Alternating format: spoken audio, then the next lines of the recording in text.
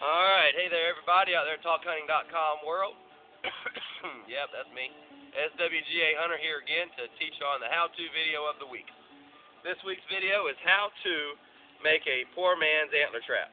And there's some people out on the site, we won't mention any names, that fella's 27, but they got a little bit of money, they can go out and buy their own fancy cameras and then go out and make these real fancy antler traps and put a real nice camera over it and watch all the deer coming into it. And well, I thought about, well, what about the average guy? What about the average lady what could they do? So I came up with an idea here, and I'm going to share it with you today on how to make the poor man's antler trap.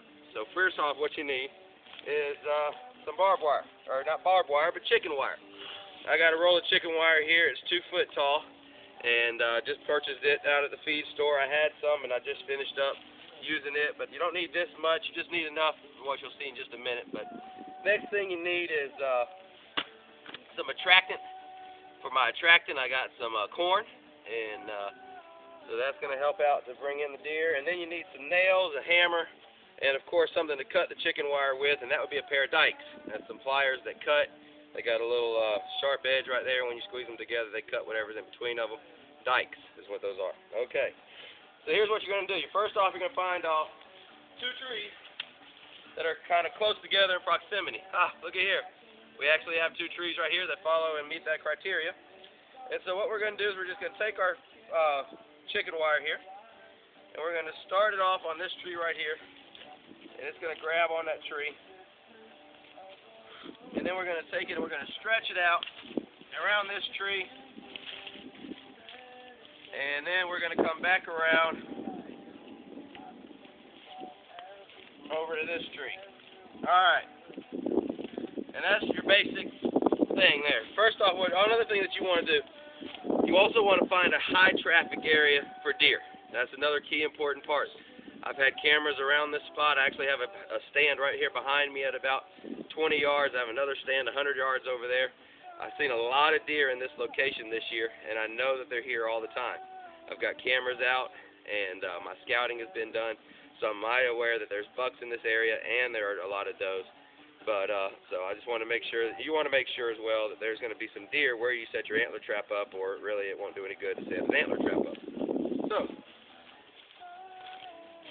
with that being said,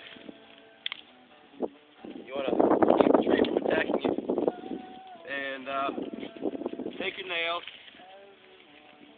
I'm only going to use about 4 because I want to be friendly to the environment.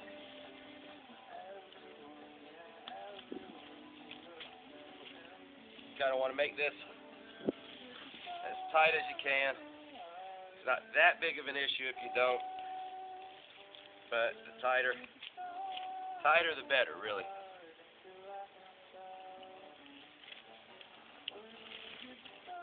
Okay.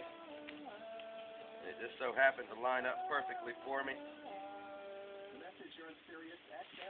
So we're going to go ahead and tack in a roofing head, roofing tack, just a big nail with a big head on it, and just go down each one of them, kind of find a spot that is going to match up and grab both pieces at a good spot. Just put your tacks in on down. And after you got it nailed up, notice I don't have it all the way to the ground. That's okay. You can take it, pull it down over here. But also if it's not all the way to the ground, that's a little bit better because they can get in there and get what they need. Alright. Here's the hard part. Taking this big old bag of corn that costs so much, and putting it over in there. Be truthful with you, I don't even know what I paid for this bag of corn today. I bought 2 bags with the roll of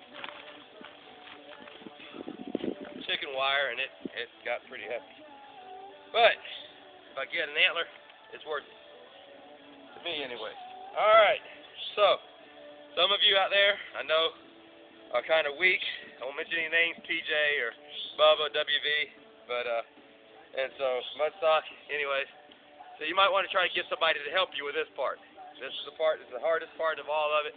and that is to pick up the bag, 50-pound bag of corn, and dump it into the hole that you've created here between the two trees with the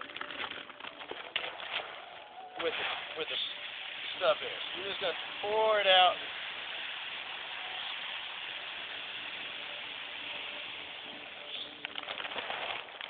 Now, mind you, I didn't dump the whole bag because I didn't want to dump the whole bag. That's plenty of corn. When the deer are in this area, they're going to smell that. They're going to see that. They're going to come over, and if it's a buck, he's going to put his head up against this right here to eat that corn that's near that gate, near this fence. And when this chicken wire, and when he does, his antlers are going to get stuck in this chicken wire. If his antlers are ready to fall off, ready to shed, when he moves his head back and forth, they should fall off. Fall at the base of this, and I'll be checking it about once a week. Hopefully we'll find some antlers here. So check back with us next week. I appreciate you hanging out with me today. And, well, this has been the how-to video of the week, how to build a poor man's antler shed. Thank you so much. Enjoy.